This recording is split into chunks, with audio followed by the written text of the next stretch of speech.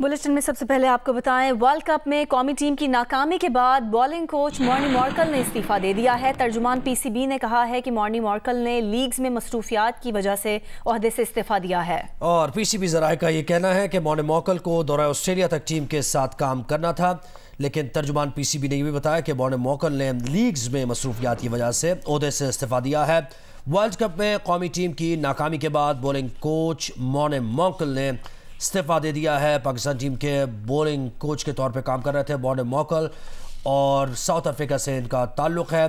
Pakistan team का deadly bowling attack था और सबसे ज़्यादा अगर स्ट्रॉन्ग पॉइंट कहा जाए टीम पाकिस्तान का, जिसके बारे में सभी बात कर रहे थे, वो बॉलिंग ही थी। लेकिन इस वर्ल्ड कप में पाकिस्तान की बॉलिंग बुरी तरह एक्सपोज हुई और बहुत ज़्यादा नेगेटिव रिकॉर्ड्स भी पाकिस्तानी बॉलर्स के नाम रहे। हारिस रऊफ जो कि फास्टेस्ट बॉलर हैं इस दुनिया के, और इससे वर्ल्ड कप से पहले सब इनसे डरते ही थे बैट्समैन, लेकिन इस वर्ल्ड कप में सबसे बड़ा रिकॉर्ड उन्होंने अपने नाम किया। 500 से ज़ायद रन उन्होंने कंसीड कर दिए हैं। इसके साथ साथ शाहीन आफरीदी की भी परफॉर्मेंस कोई ख़ास नहीं रही है, दीगर बॉलर्स भी कोई अच्छा परफॉर्म नहीं कर पाए हैं, तो मॉर्नी मॉर्कल ने इस्तीफा दे दिया है। बिल्कुल, वर्ल्ड कप में 5 शिकस्तों के बाद पाकिस्तानी बॉलर्स की कारकर्दगी पर शदीद तनकीद की जा रही थी। वर्ल्ड कप में कौमी टीम की नाकामी के बाद बॉलिंग कोच मॉर्नी मॉर्कल ने इस्तीफा दे दिया है। बुलेटिन के सिलसिले को आगे बढ़ाते हैं। आपको बताएं कि लाहौर हाईकोर्ट ने इस मौके की रोकथाम न करने पर 6 अजला के डिप्टी कमिश्नर्स को हटाने का हुक्म दे दिया है।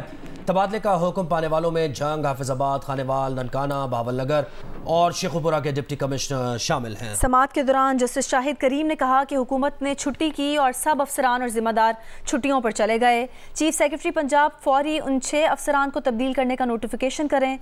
जस्टिस शाहिद करीम ने यह भी कहा कि कमिश्नर लाहौर यहां आकर बड़ी बातें करते हैं मगर काम कुछ नहीं किया। कमिश्नर लाहौर मुकम्मल तौर पर स्मॉग को कंट्रोल करने में नाकाम रहे।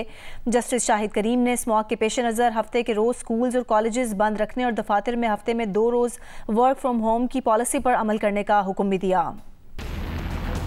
तहैया फ़लस्तीन, तहैया फ़लस्तीन, फ़लस्तीन को जीने दो। गज़ा वॉर रूम में ताज़ा तरीन अपडेट्स के साथ हाजिर हैं और अब तक की ताज़ा तरीन डिटेल ये सामने आ रही है। लंदन में गज़ा मार्च के खिलाफ बयान देने वाली बरतानवी वज़ीर दाखिला सुएला ब्रेवरमैन को हटा दिया गया है।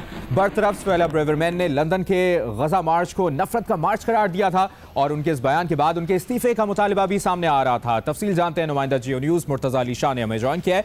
मुर्तज़ा, इस्तीफे के मुतालिबात सामने आए थे, लंदन में गज़ा मार्च के खिलाफ इन्होंने बयान दिया था, क्या तफसील है आपके पास इसकी? ये बरतानवी वज़ीर-ए-आज़म रिशी सनक ने होम सेक्रेटरी सुएला ब्रेवरमैन को सैक कर दिया है। ये 1 साल के अंदर बरतानवी तारीख की जो पहली होम सेक्रेटरी बनी है सुएला ब्रेवरमैन, जिनको 2 बार सैक किया गया। इससे पहले आज से चंद महीने पहले उनको जो लिज ट्रस थी उन्होंने भी सैक किया था और फिर अब ऋषि सनक ने सैक किया। और इसकी वजह ये बनी है कि पिछले थर्सडे को उन्होंने एक आर्टिकल लिखा था। वो आर्टिकल जो 10 डाउनिंग स्ट्रीट ने प्राइम मिनिस्टर ऋषि सनक के ऑफिस से जिस आर्टिकल को क्लियर नहीं किया था, उस आर्टिकल में सुएला ब्रेवरमैन ने जो लंदन जो स्कॉटलैंड यार्ड है उसके ऊपर संगीन इल्जामात लगाए थे और ये कहा था कि जो स्कॉटलैंड यार्ड है वो फलस्तीन की हमायत में जो मुजाहरे करने वाले लाखों लोग हैं वो उनको फेवर देते हैं, जबकि दूसरी तरफ उन्होंने ये कहा था कि जो रेसिस्ट ग्रुप्स है, रेसिस्ट ग्रुप्स को पुलिस डिफरेंट तरीके से ट्रीट करती है, जिसकी वजह से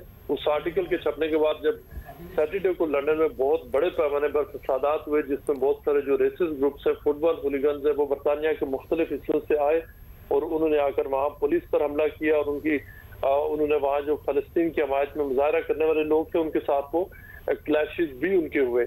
सिर्फ 150 लोग लंदन में गिरफ्तार हुए जो पुलिस पर हमले कर रहे थे और पूरे वाइडली जो ब्लेम किया गया वो होम सेक्रेटरी को किया गया, इसलिए कि एक बहुत अरसे के बाद उन्होंने रेसिस्ट ग्रुप्स को एनकरेज किया था। उसके साथ साथ इससे पहले उन्होंने जो पाकिस्तानी मर्द है बरतानिया में उनके ऊपर भी एक इल्जाम लगाया था, जिसको बाद में इन्वेस्टिगेशन में पता चला कि वो गलत इल्जाम था। और इस तरह सुएला ब्रेवरमैन की एक पूरी हिस्ट्री है पिछले 2 सालों में जो उन्होंने ऐसी स्टेटमेंट दी हैं जिसकी वजह से उनको बहुत ज्यादा खास तौर पर मीडिया के एक सेक्शन और जो अपोजिशन पार्टीज है, अपोजिशन ग्रुप्स है, उनमें उनको बहुत ज्यादा नापसंद किया जाता था। लेकिन और अब साबिक वज़ीर आज़म डेविड कैमरून को वज़ीर ख़ारजा मुक़र्रर कर दिया गया है। आपने मुकम्मल तफसील हमसे शेयर की, मुर्तज़ा अली शाह, बहुत बहुत शुक्रिया आपका।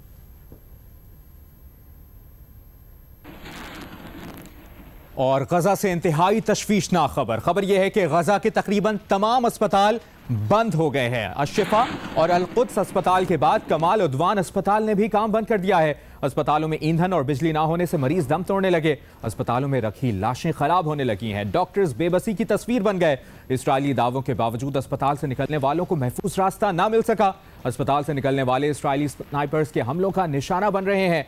इस्राइली फौज ने गजा के जबालिया पनाहगुज़ीन कैंप पर फिर से हमला किया है, जिसमें मजीद 19 फलस्तीनी शहीद और मुताद्दिद जख्मी हो गए। इस्राइली फौज जनूबी गजा में भी फलस्तीनियों पर हमले कर रही है। खान यूनिस में 2 रिहायशी इमारतों पर बमबारी से बच्चों समेत 13 अफराद शहीद हो गए। गजा में UN कारकुनों की हलाकत पर एशिया में कायम अक़वाम मुत्तहिदा के दफातर पर UN परचम सरनिगू कर दिए गए। मारे जाने वाले साथियों की याद में 1 मिनट की खामोशी इख्तियार की गई। गजा में अब तक अक़वाम मुत्तहिदा के इमदादी इदारे के 100 से ज़ायद अरकान मारे जा चुके हैं। आपको बताएं कि इस्राइल 7 अक्टूबर के बाद से मुसलसल गजा पर बमबारी कर रहा है। वहशियाना कार्रवाइयां देखकर सारी दुनिया सहमी हुई है, लेकिन जुल्म सहने वाले मजलूम फलस्तीनियों के हौसले बहुत बुलंद हैं। फलस्तीनी बच्चे कहीं छम छम खेलते दिखाई दे रहे हैं तो कहीं मलबे के ढेर पर खड़े होकर हौसले का मीनार तामीर कर दिया। गजा में एक ऐसी जगह पे सोशल मीडिया पर वायरल हुई वीडियो जहां इस्राइली रॉकेट गिरने से गड्ढा पड़ा दिखाई दिया। फलस्तीनी बच्चों ने गड्ढे को स्लाइड बनाकर इस पर झूले लेना शुरू कर दिया है। इस्राइल की जारियाना कार्रवाइयां फलस्तीनी बच्चों के लबों से मुस्कुराहटें नहीं छीन सकी। बारूद और खून की बू के दरमियान रहने वाले फलस्तीनी बच्चों के हौसले बुलंद हैं। और इस्राइली बमबारी से तबाह मकान के मलबे से बचाया गया बच्चा अपना बिल्ली भी अपनी वो साथ ले आया। बच्चे की अपनी बिल्ली को लेकर तन्हा अस्पताल में घूमते हुए वीडियो वायरल हो गई है। गजा वॉर रूम से ताज़ा तरीन अपडेट्स आपने जानी। आप जियो न्यूज़ के साथ रहिए।